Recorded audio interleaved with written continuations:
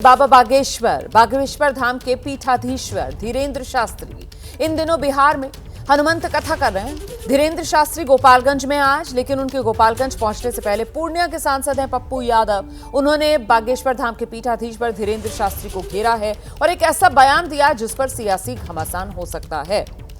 निर्दलीय सांसद पप्पू यादव की तरफ से विवादित बयान दिया गया है। धीरेन्द्र शास्त्री को लेकर पप्पू यादव का ये बयान, पप्पू यादव ने धीरेन्द्र शास्त्री को फ्रॉड नटवरलाल बाबा तक कह दिया है। फ्रॉड नटवरलाल बाबा को बैन करने की जरूरत ये पप्पू यादव की तरफ से मांग की गई है।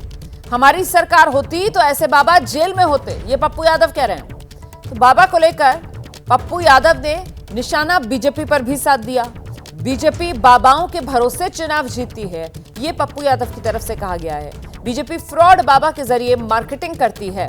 तो पप्पू यादव के निशाने पर धीरेन्द्र शास्त्री और धीरेन्द्र शास्त्री के जरिए बीजेपी की घेराबंदी कर रहे हैं पप्पू यादव। एक बाबा की ये मार्केटिंग करते हैं जो फ्रॉड नाम की, मतलब उतना बड़ा फ्रॉड बाबा, इनके टुच्चे बाबा लोग हैं ये लोग। फ्रॉड नटवरलाल है ये जो एक ठोक जिसको बंदर की तरह मार्केटिंग करने के लिए नेता जाते हैं, उनको भी बिहार घुमा रहे हैं। बीजेपी हमेशा बाबाओं पर और गलत चीजों पर भरोसा करके चुनाव जीतती है। ऐसे फ्रॉड नटवरलाल बाबाओं पर बैन लगने की जरूरत है। वो चुनौती देता रहता है, हमारे घर में आके चुनौती देता है ये बंदर साहब। हम सरकार में होते तो इन लोगों को प्रतिबंध लगा करके जेल में बंद किए होते।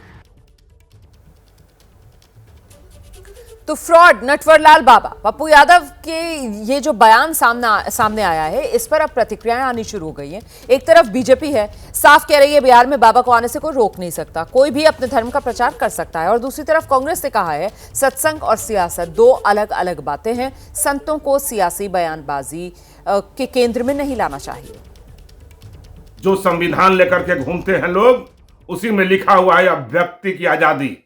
हर लोगों को अपने पंथ और मजहब मानने का अधिकार है और कोई भी व्यक्ति अपने धर्म का प्रचार कर सकता है, अपने पंथ का प्रचार कर सकता है, अपने पूजा पद्धति का प्रचार कर सकता है। जो लोग फ्रस्ट्रेशन के शिकार हैं उनका कोई जवाब नहीं है। मानसिक आरोग्यशाला में उनका जगह है, वो जाकर के मानसिक आरोग्यशाला में अपना इलाज कराएं। हम लोग जो है बागेश्वर धाम सरकार का स्वागत करते हैं, अभिनंदन करते हैं। सत्संग और सियासत दोनों दो बात है। संतों का सत्संग से लगाव रहता है और सियासी लोगों का राजनीतिक बयान से।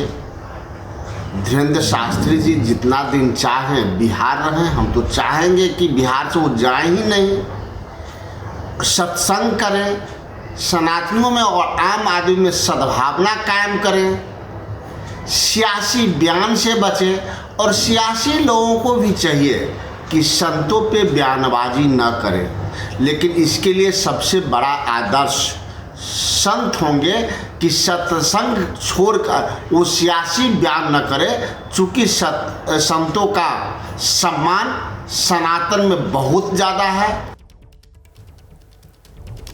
बाबा बागेश्वर को लेकर बीजेपी पर रोहिणी आचार्य ने भी हमला बोल दिया। बिहार में धार्मिक सौहार्द बिगाड़ने के मंसूबे कामयाब नहीं होंगे। बीजेपी कितने भी स्वयंभू चोलाधारी बाबाओं को उतार दे मैदान में, विखंडन की विचारधारा और उसके पोषकों पर लगाम लगेगी। ये जमहूरियत को जन्म देने वाला बिहार है।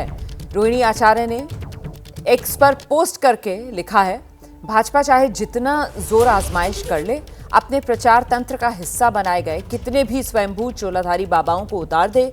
बिहार में धार्मिक विद्वेष फैलाने, सामाजिक धार्मिक सौहार्द बिगाड़ने के उसके मंसूबे कभी ना तो कामयाब हुए हैं और ना ही आगे कामयाब होंगे। ये वही बिहार है जहां बिहार के लोगों की इच्छा के अनुरूप लालू जी ने विखंडनकारियों के रथ पर विराम लगा दिया था। ये जमहूरियत को जन्म देने वाला बिहार है। विखंडन की विचारधारा उसके पोषकों पर आगे भी यहां लगाम लगाएंगे।